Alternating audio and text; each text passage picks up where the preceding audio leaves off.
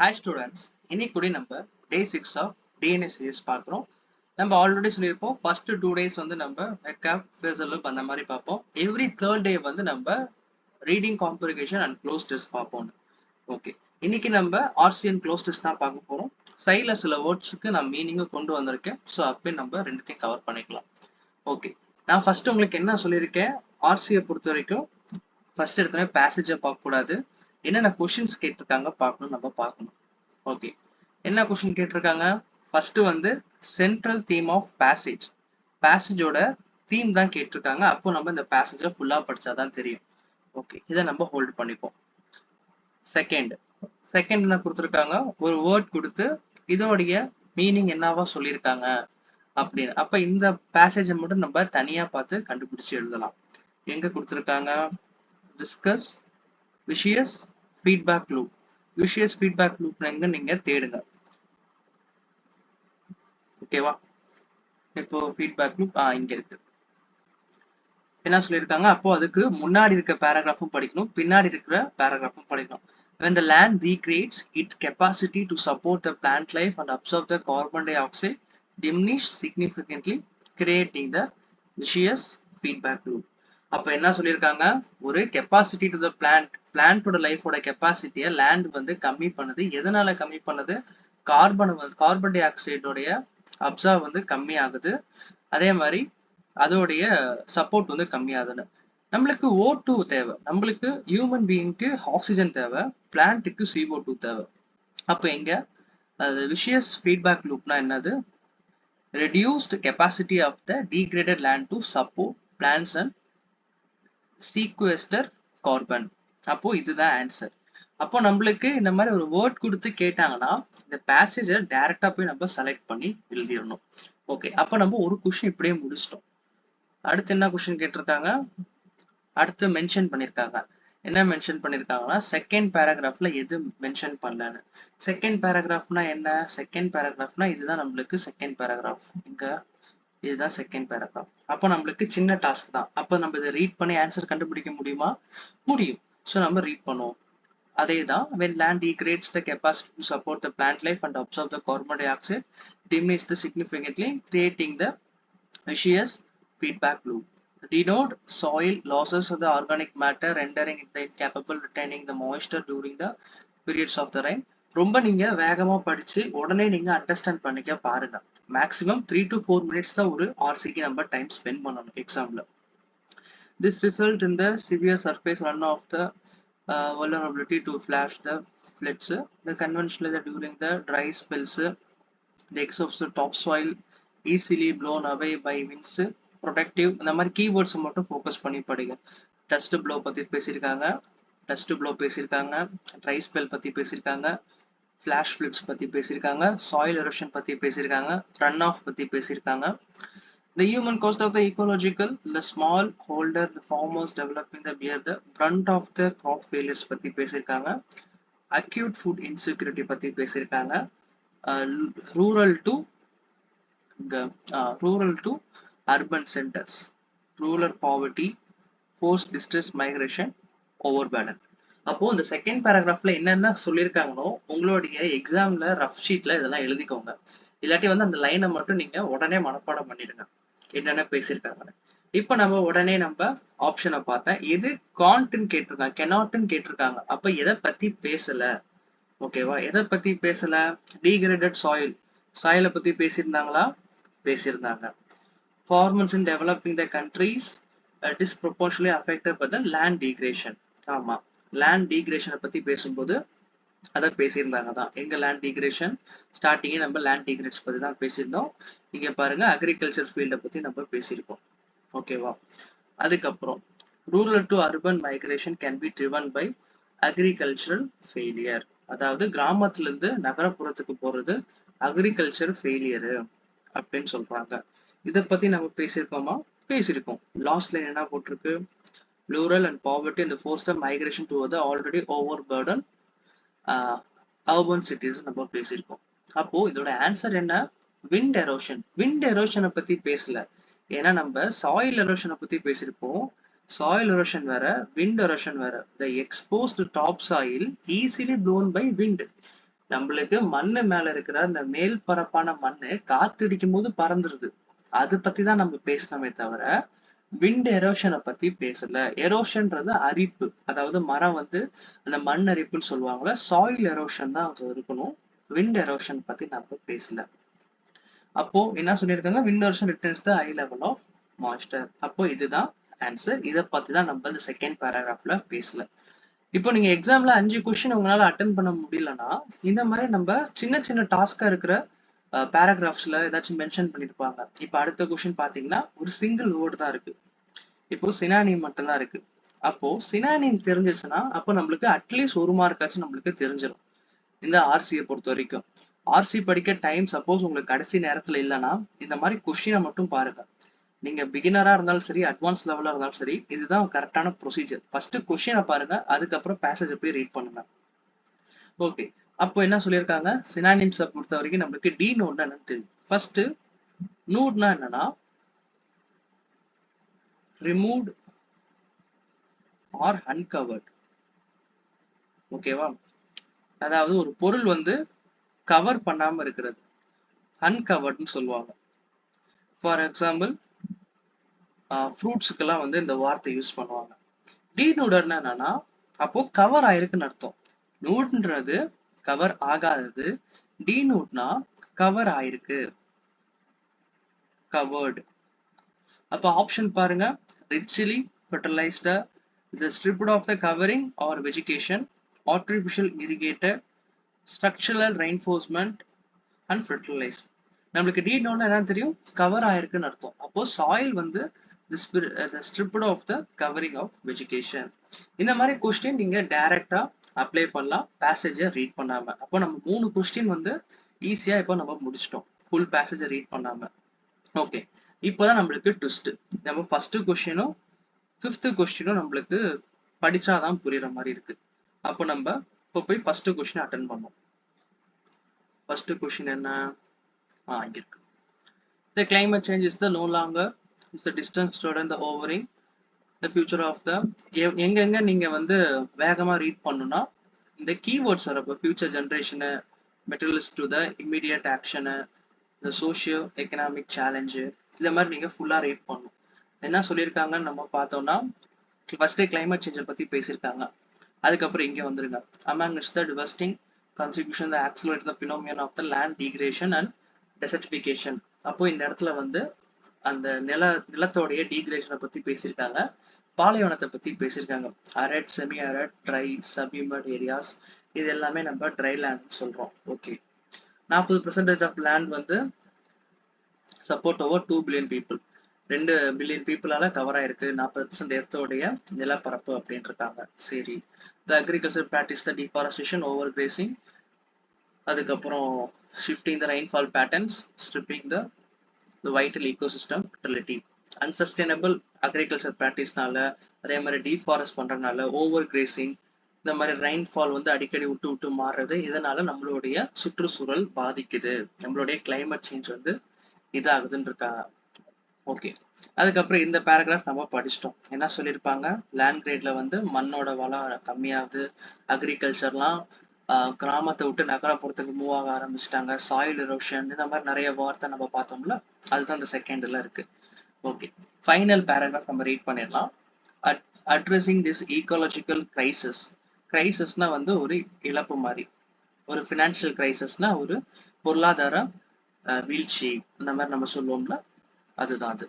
Okay, that requires a shift from the reactive itself the measures to the systematic restoration. The sustainable land management techniques such as the agroforestry, counter polling, rainwater harvesting, rotational grazing have been the proven effective in the restoring the landscapes. Okay, இங்க என்ன சொல்றாரு author, இதெல்லாம் இந்த சுற்றுச்சூழல் வீழ்ச்சியை வந்து நம்ம எப்படி மீட்டெடுக்கலாம், நம்ம வந்து மழைநீர் சேமிப்பு திட்டம், ஆக்ரோ ஃபாரஸ்ட், இந்த மாதிரிலாம் நம்ம பண்ணி மீட்டெடுக்கலான்றாங்க. சரி, அதுக்கப்புறம் என்ன பண்ணலாம், global initiatives like the United Nations convention to the கம்பேட் deforestation, desertification, emphasize that the land restoration is merely the environmental obligation but powerful catalyst for the poverty alleviation, the economic resilience.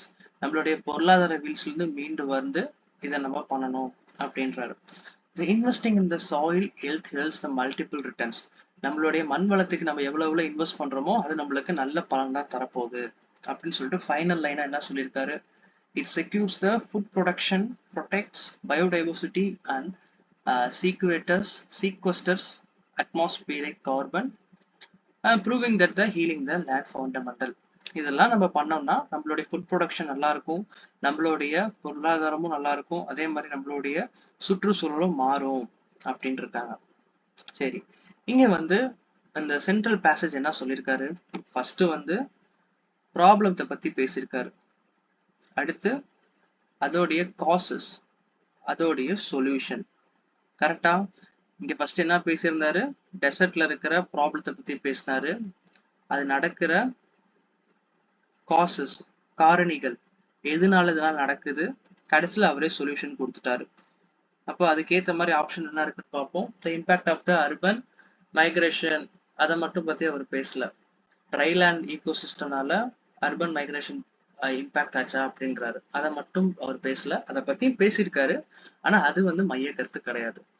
Causes and consequences and solution of the land degradation, அதாவது இந்த நிலப்பரப்புடைய டீக்ரடேஷனை பத்தி, அதோடைய causes என்ன நடந்துச்சு, அதோடைய பின்விளைவு என்ன ஆகும், அதுக்கான சொல்யூஷனை சொல்லியிருக்காரு. அப்போ இதுதான் கரெக்டான ஆன்சர். தேர்ட் ஒன் பாருங்க, superiority of the agro forest over the conventional farming. இவர் வந்து இதை மட்டும் பத்தி சொல்லல. இங்க வந்து அக்ரோ ஃபாரஸ்டும் பண்ணலாம் தான் ஒரு சஜஷனா சொன்னாரு, அக்ரோ ஃபாரஸ்ட் தான் மெயின் அவரு பேசல. Fourth one, administrative rule of the United Nations in the climate relief. இது மட்டும் அவர் பேசல. இது வந்து கடைசியா சொல்லியிருப்பாரு, பட் அது மட்டும் சென்ட்ரல் கருத்தா கிடையாது. அதோடைய முன் விளைவும் பின் விளைவும் அதுக்கு நடக்கிற காரணிகள் எல்லாத்தையும் சொல்லிட்டு அதுக்கான கருத்தை தான் சொன்னார். ஓகே, அப்போ நம்மளுக்கு இப்போ அந்த ஒரு பேராகிராஃப் நம்ம ரீட் பண்ணோன்னே இப்போ ஃபிஃப்த் கொஸ்டின் நம்மளுக்கு இதை வச்சுதான் நம்ம எழுத போறோம். ஓகே, இதோடைய டோன் கேட்பாங்க.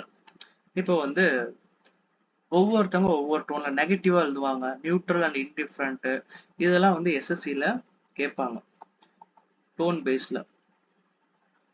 ஓகேவா?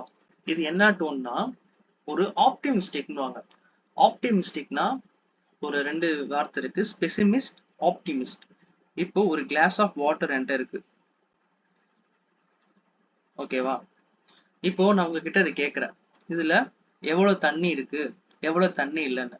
இப்போ ஒருத்தன் வந்து இதுல சொல்றாரு, என்ன பாதி தண்ணி தான் இருக்கு, பாதி தண்ணியை காணமேன்றாரு. இன்னொருத்தர் பாதி தண்ணி இருக்கே அது போதுமேன்னு. இத பாசிட்டிவா ஒருத்தர் சொன்னாரு பாருங்களேன், பாதி தண்ணி இருக்கேன்னு, அவரு வந்து ஆப்டிமிஸ்ட்.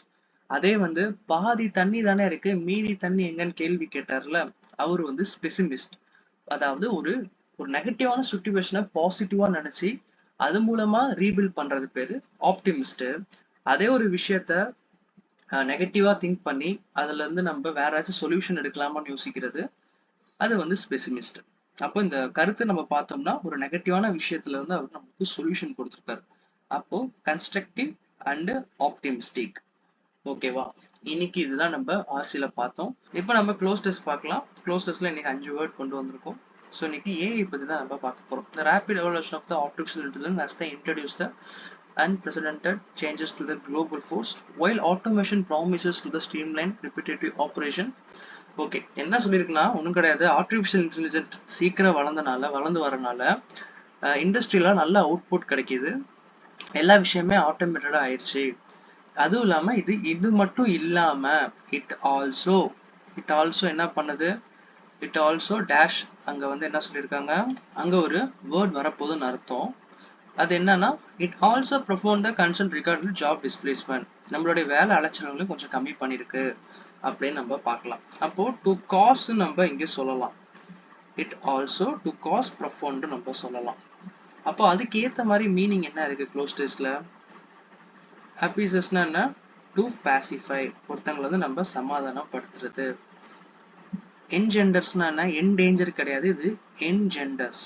என்ஜெண்டர்ஸ்னா டு காஸ், இது வந்து ஒரு காரணமா இருக்கும். டு டவுன் ஆர் சப்ரஸ், இது வந்து நீங்க கமெண்ட்ல ஆன்சர் சொல்லுங்க. ஏன்னா மிடிகேட்ஸ் நம்ம நிறைய டைம் நம்ம பார்த்துருக்கோம், பிளாக் புக்கில் ரிப்பீட்டடாக இருக்கும். ஸோ இது கமெண்ட்ல நீங்கள் ஆன்சர் சொல்லுங்க மிடிகேட்ஸ்னால். ஸோ இப்போ இந்த கொஷினோட ஆன்சர் என்ன? இது வந்து இது மட்டும் பண்ணாமல் இதையும் சேர்த்து தான் பண்ணது. அப்போது ஆன்சர் வந்து என்ஜெண்டர்ஸ். ஓகே, என்ஜெண்டர்ஸ். அதுக்கப்புறம் ரேபிட் எவல்யூஷன் ஆஃப் இது நம்ம படிச்சிட்டோம். இங்க இருந்து the experts argue that the workers who failed to technical advancement risk becoming the absolute in the increasing digital economy, therefore the educational institution. So இவ்வளோ பெருசு போகுது, நம்மளுக்கு இங்கேயே முடிஞ்சிருச்சு, இதையும் நம்ம படிச்சுக்கலாம். எக்ஸ்பர்ட்ஸ்லாம் என்ன சொல்றாங்க, வேலை செய்யறவங்க இதை ஏத்துக்கணும். அப்போ ஏத்துக்கணும்னா அடாப்டா, அடிப்டா, அதுக்கப்புறம் அதரா, இந்த மாதிரி க்ளோஸ் ஆப்ஷனாக வரும்போது A for A, அடாப்ட்னா நம்ம வந்து தத்தெடுக்கிறது. டு அக்செப்ட், அடாப்ட்னா டு ஸ்கில்ஃபுல்,